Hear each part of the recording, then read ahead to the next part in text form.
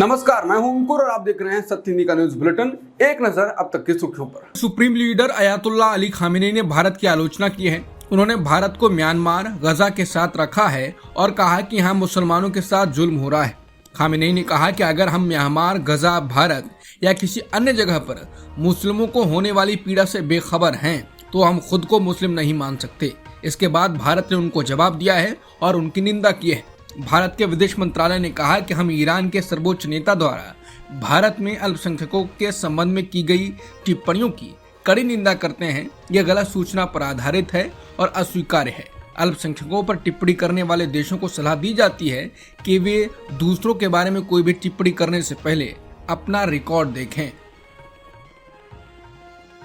आतिशी को दिल्ली का नया मुख्यमंत्री बनाया जा रहा है। आम आदमी पार्टी विधायक दल की बैठक में उनके नाम पर मोहर लग गई। आम आदमी पार्टी की तरफ से इसका ऐलान भी कर दिया गया। अब दिल्ली के मुख्यमंत्री अरविंद केजरीवाल आज शाम 4:30 बजे LG-VK सक्सेना से मुलाकात करेंगे और इस्तीफा देंगे। इसके साथ ही LG को विधायक दल के नेता के नाम की चिट्ठी भी सौंपी जाएगी। बता दें, अरविंद केजरीवाल ने ऐलान किया था कि 2 दिन बाद दिल्ली के मुख्यमंत्री पद से इस्तीफा देकर जनता की अदालत में जाएंगे। बता दें, केजरीवाल बेल पर बाहर हैं, लेकिन सुप्रीम कोर्ट ने उन पर कई रोकें लगा रखी हैं, जिसके कारण सरकार खुलकर काम नहीं कर सकती और चुनाव भी आने वाले हैं। इसको देखते हुए केजरीवाल ने सरकार को एक्टिव रखने के लिए चुनाव को देखते हुए ये काम किया है, जिससे वो नई स्कीम्स को लेकर आए और चुनाव में जाने से पहले कहें कि अगर मैंने काम किया है तो मुझे वोट दें।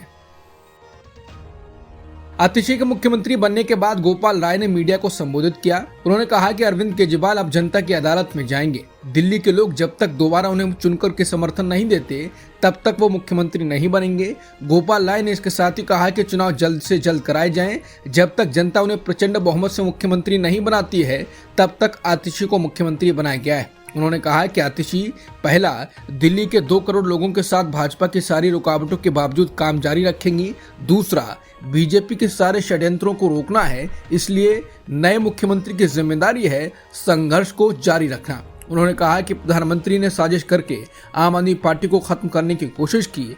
आम आदमी पार्टी एकजुट है, सरकार स्थिर है। आतिशी को दिल्ली का मुख्यमंत्री बनाया गया है। इस पर दिल्ली सरकार के मंत्री और आम आदमी पार्टी के सीनियर नेता सौरभ भारद्वाज ने बड़ा बयान दिया। उन्होंने कहा कि ये बात मायने नहीं रखती कि सीएम की कुर्सी पर कौन बैठेगा। जनता ने तो केजरीवाल को चुना था, कुर्सी तो केजरीवाल की है और आगे भी रहेगी। सिर्फ चुनाव तक इस कुर्सी पर भरत की तरह राम की खड़ाऊ रखकर एक व्यक्ति बैठेगा। इसके बाद आतिशी को चुनने के बाद बाकी विधायकों ने भी यही कहा कि भरत की तरह आतिशी को बताया गया है काम करना है। दिल्ली की नई मुख्यमंत्री आतिशी होंगी। आतिशी के नाम का ऐलान होने पर बीजेपी ने प्रतिक्रिया दी। बीजेपी के राष्ट्रीय प्रवक्ता प्रदीप भंडारी ने कहा कि दिल्ली की जनता के सामने आम आदमी पार्टी ये दिखाना चाहती है कि वो महिलाओं को पपेट और डमी की तरह देखती है। आम आदमी पार्टी के सौरभ भारद्वाज भी ये कह चुके हैं। दिल्ली बीजेपी के अध्यक्ष वीरेंद्र सचदेवा ने कहा कि आतिशी को मजबूरी में ये पद दिया गया है। आतिशी पर आरोप लगाते हुए वीरेंद्र सचदेवा ने कहा कि वो PWD विभाग देख रही हैं, लेकिन दिल्ली की सड़कों की हालत खराब है। शिक्षा का काम देख रही थी, लेकिन 9वीं क्लास के 1 लाख से भी ज्यादा बच्चे फेल हो गए। 11वीं में 54,000 बच्चे फेल हो गए। सचदेवा ने आरोप लगाते हुए कहा, चाहे आतिशी हो, मनीष सिसोदिया हो या अरविंद केजरीवाल, इन सभी के चरित्र में भ्रष्टाचार ही है। 18वीं लोकसभा के लिए पैनल तैयार किए जा रहे हैं। सरकारी सूत्रों का कहना है कि कांग्रेस 4 संसदीय स्थायी समितियों का नेतृत्व कर सकती है, जिसमें विदेश मामले और शिक्षा पैनल सबसे महत्वपूर्ण हैं। संकेत है कि प्रमुख विपक्षी दल कांग्रेस के सदस्य, जिनके लोकसभा में 98 सांसद और राज्यसभा में 27 सांसद हैं, कृषि और ग्रामीण विकास पर पैनल का नेतृत्व भी कर सकते हैं। हालांकि पार्टी के पास 17वीं लोकसभा में पर्यावरण, वाणिज्य और रसायन एवं उर्वरक पैनल की अध्यक्षता थी। कांग्रेस के एक वरिष्ठ नेता ने बताया कि पार्टी ने स्वास्थ्य पैनल की अध्यक्षता मांगी थी, लेकिन सरकार के प्रबंधकों ने संकेत दिया कि ये किसी अन्य विपक्षी दल के पास जा सकता है। बता दें, 2014 से 2022 के बीच समाजवादी पार्टी के पास स्वास्थ्य मंत्रालय की स्थायी समिति में शीर्ष पद पर कब्जा रहा है। सपा DMK के अलावा NDA के JDU TDP के द्वारा एक पैनल का नेतृत्व करने की उम्मीद है। प्रदर्शन कर रहे जूनियर डॉक्टरों से मुलाकात के बाद बंगाल के मुख्यमंत्री ममता बनर्जी ने घोषणा की कि वह प्रदर्शनकारी डॉक्टरों की 5 में से 3 मांगों यानी स्वास्थ्य विभाग के 2 शीर्ष अधिकारियों और कोलकाता पुलिस प्रमुख को हटाने पर सहमत हो गई हैं। इसके साथ ही शहर के उत्तरी क्षेत्र के पुलिस प्रमुख को भी हटा दिया जाएगा। ये मांगे मानने के बाद आज ममता बनर्जी 4 बजे के बाद नए पुलिस आयुक्त के नाम की घोषणा करेंगी।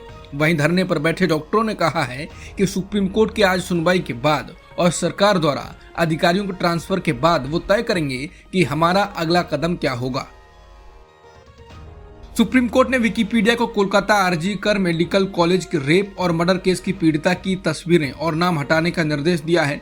कोर्ट ने इस पर नाराजगी जताई कि विकिपीडिया ने पिछले आदेश का पालन नहीं किया है और पीड़िता की पहचान उजागर करने वाली तस्वीरें अभी भी वहां मौजूद हैं। सुप्रीम कोर्ट मंगलवार को कोलकाता रेप मर्डर केस की सुनवाई कर रहा है। सुप्रीम कोर्ट ने कोलकाता रेप और मर्डर केस में सीबीआई की रिपोर्ट पर गंभीर चिंता जताई। एक वकील ने फॉरेंसिक साक्ष्यों की जब्ती और संग्रहण पर गड़बड़ियों को उजागर किया, जिसमें अपराध स्थल से लिए गए सैंपल्स भी शामिल थे। सीजीआई ने इस पर प्रतिक्रिया देते हुए कहा कि सीबीआई की स्थिति रिपोर्ट में सामने आई बातें इससे भी खतरनाक हैं। उन्होंने कहा कि कोर्ट सीबीआई की रिपोर्ट से बेहद परेशान है। अदालत को यह भी बताया गया कि कोलकाता पुलिस ने केवल 27 मिनट की सीसीटीवी फुटेज सीबीआई को सौंपी है। वकील ने आगे बताया कि यह भी संभव है कि किसी ने ब्लॉकर डिवाइस का उपयोग किया हो ताकि हैश वैल्यू को बदला न जा सके। कोलकाता रेप मर्डर केस पर सुप्रीम कोर्ट ने पूछा कि सीबीआई ने 60 दिनों के भीतर चार्जशीट क्यों नहीं दाखिल की। सीजीआई ने सवाल किया कि मामले में आरोप पत्र 60 दिनों के भीतर क्यों दाखिल नहीं किया गया, जबकि ये अनिवार्य था। सीबीआई की ओर से पेश सॉलिसिटर जनरल तुषार मेहता ने स्पष्ट किया, चूंकि ये बलात्कार और हत्या का मामला है, इसलिए आरोप पत्र दाखिल करने की समय सीमा 90 दिन है। आज पीएम मोदी का जन्मदिन है। इस मौके पर बीजेपी के कार्यकर्ता जश्न मना रहे हैं। कोई मंदिर में सोने का मुकुट चढ़ा रहा है तो कोई मूर्ति बनाकर पूजा कर रहा है, लेकिन ट्विटर पर ट्रेंड कर रहा है राष्ट्रीय बेरोजगार दिवस। उनके जन्मदिन को इस नाम से मनाया जा रहा है। इस पर कांग्रेस नेता सुप्रिया नेत्र ने कहा है कि मोदी जी का आज 74वां जन्मदिन है। बधाई हो, ईश्वर आपको प्रसन्न रखे, लंबी उम्र दे और सद्बुद्धि दे। पर अपने ही बनाए नियम के मुताबिक 17 सितंबर 2025 को जब आप 75 साल के हो जाएंगे तो बाकी लोगों की तरह आप भी मार्गदर्शक मंडल में चले जाएंगे। तो संभवतः प्रधानमंत्री पद पर आपके पास 1 ही साल और है, इसलिए अभी भी वक्त है, जनता की सुध लीजिए। वरना क्या ये अच्छा लगता है कि पंडित नेहरू का जन्मदिन बाल दिवस, मौलाना अब्दुल कलाम आज़ाद का शिक्षा दिवस, डॉक्टर एपीजे अब्दुल कलाम का छात्र दिवस, चौधरी चरण सिंह का किसान दिवस, बाबा साहेब का समानता दिवस के रूप में मनाया जाए और आपका जन्मदिन देश के युवा राष्ट्रीय बेरोजगार दिवस के रूप में मनाएं? कुछ भला कीजिए लोगों का, वरना ऐसे ही याद किए जाएंगे बेरोजगार दिवस वाले चाचा।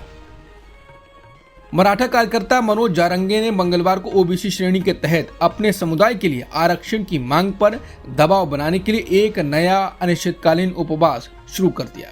उनका ये उपवास 1 साल से अधिक के समय में छठा उपवास है। उन्होंने जालना जिले के अपने पैतृक गांव अंतरवाली सरथी में आधी रात से आंदोलन शुरू किया। अपने आंदोलन से पहले पत्रकारों को संबोधित करते हुए जारंगे ने महाराष्ट्र सरकार पर जानबूझकर समुदाय को आरक्षण नहीं देने का आरोप लगाया और कहा कि मराठा अपनी मांगों को पूरा करने के लिए उप मुख्यमंत्री देवेंद्र फडणवीस को एक और मौका दे रहे हैं। अब तक की सुर्खियों में इतना ही। बाकी खबरों के लिए बने रहिए सत्यहिंदी.com के साथ।